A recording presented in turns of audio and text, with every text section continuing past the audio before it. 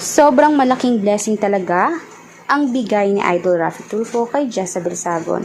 Matapos may pa-cash, meron tong pala instant pabahay si Idol dahil nga naman meron naman siyang proyekto kamakailan na magbibigay siya ng bahay sa mismong deserving umano na tao. Ngayon naman isa nga si Jezabel sa napagbigyan.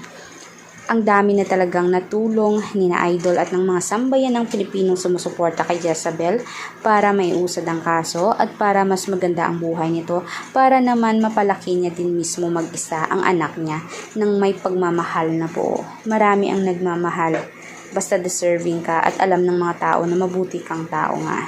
Ika nga nila, ngayon kinakarma na si Benny.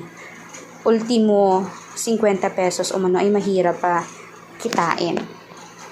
Kaya nga naman sabi nga mismo ni Idol Raffy Tulfo, deserve niyang makarma. Ang hirap na dinadanas niya ngayon ay wala pa yan sa kalingkingan ng mismong pagpapasakit ni Jezabel noong magkasama sila buong 8 years na yon. Kaya ngayon, nagiging mas matatag na si Jezabel habang lumalaban sa hamon ng buhay. Kaya ipaglaban natin dapat ang karapatan nating mga babae. Anong magiging komento niyo dito mga kanetizen? Masaya din ba kayo na natulungan siya at naging maganda ang buhay niya pagkatapos ng lahat ng pasanin?